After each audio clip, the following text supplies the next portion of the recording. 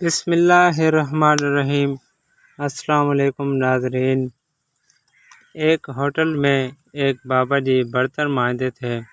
70 سال کی عمر تھی، بوڑھے آدمی تھے اور ان کا ایک بیٹا تھا، ایک بہو تھی اور ایک پوتا تھا۔ لیکن وہ بیچارہ بیٹا بیمار رہتا تھا، وہ خود مزدوری کرتے تھے۔ ایک دن میرے پاس آئے، کہنے لگے میم صاحب مجھے کچھ دن چھٹی چاہیے۔ تو میں نے کہا خیریت ہے؟ کہنے لگے میڈم میرا بیٹا فوت ہو گیا۔ کہتی ہے میں کچھ لکھ رہی تھی، میرے ہاتھ سے قلم گر گیا، میں نے خود گاڑی بھیجی، بابا جی گاؤں چلے گئے جہاں وہ رہتے تھے۔ کہتی ہے 2-3 دن کے بعد میں اور میرا شوہر گئے، ہم راستے میں باتیں کر رہے تھے کہ کیا تعزیت کریں گے، ایک ہی بیٹا تھا اور کوئی رشتہ دار بھی نہیں، اس کی تو کائنات ہی اجڑ گئی۔ جب ہم گئے تو وہ ٹوٹی پھوٹی چٹائی پر بیٹھا تھا، کچھ لوگ قریب تھے، ہم نے جا کے کہا بابا آپ مسلمان ہیں، ہم آپ کو کیا نصیحت کریں، ایک ہی تو بیٹا تھا، کس طرح ہم آپ کو تسلی دیں؟ تو کہتے ہیں اس نے آنکھیں کھولی، بوڑھے آنکھوں میں ایمان کی روشنی تھی۔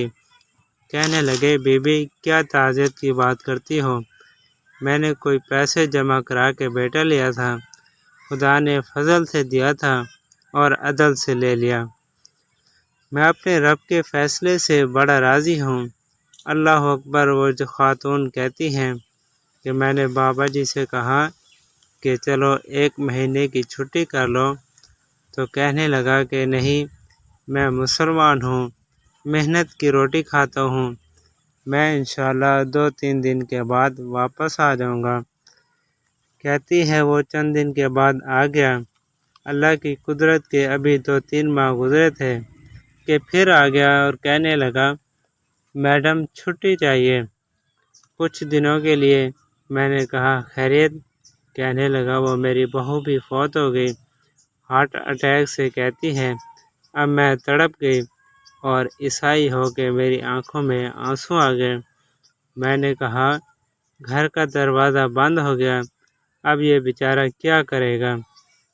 کہتے ہیں ہم پھر 2-3 دن کے بعد تعزیت کے لیے گئے، وہ پھر ٹوٹی پھوٹی چٹائی پر بیٹھا زمین پر کچھ بنا رہا تھا۔ کہتی ہے میں قریب گئی، میں نے کہا بابا اب تو تسلی آپ نے خود ہی کرنی ہے۔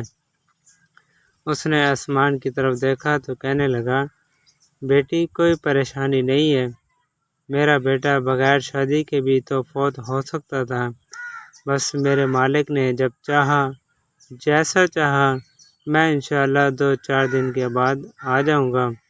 یہ میرا 3-4-5 سال کا پوتا ہے، اب یہ اسکول میں داخل ہوا ہے، میں ساتھ لے جاؤں گا، وہاں میرے ساتھ اوپر کوارٹر میں جہاں میں رہتا ہوں یہ بھی وہاں رہے گا۔ بابا جی واپس آ گئے۔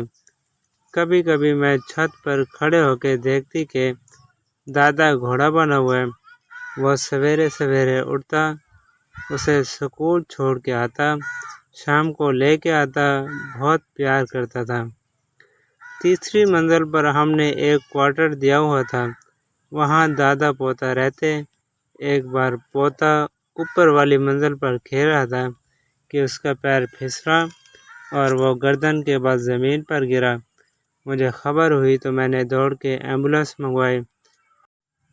خون سے لتھڑے ہوئے اس بچے کو دادا نے اپنی گود میں رکھا اور جب ہم ہسپتال کی طرف گئے تو عزرائیل پہلے آ گئے، اس نے دادا کی گود میں دم توڑ دیا، پھر اس نے اسے اپنے ہاتھوں سے غسل دیا اور اس نے اپنے ہاتھوں سے قبر کھودی، مٹی ڈالتے ہوئے کہنے لگا انا للہ و انا الیہ راجعون۔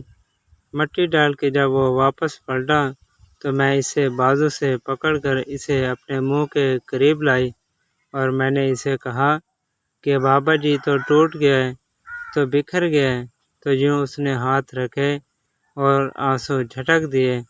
کہنے لگا میڈم کیوں میرے اندر کوئی عقیدہ نہیں، میں کوئی لاوارث ہوں، میرا کوئی رب نہیں، میں کیوں پریشان رہوں گا؟ میں تو پکا ہوا پھل ہوں۔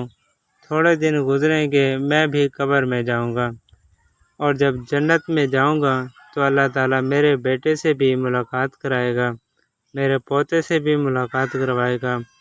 میں اپنے رب کی رضا پر بڑا راضی ہوں۔ وہ خاتون کہتی ہے، میرا اور میرے شوہر کا کلیجہ پھٹنے لگا۔ میں نے کہا، بابا یہ جذبہ کہاں سے ملتا ہے؟ یہ سکون کہاں سے آتا ہے؟ کہنے لگا، تم نے لینی ہے؟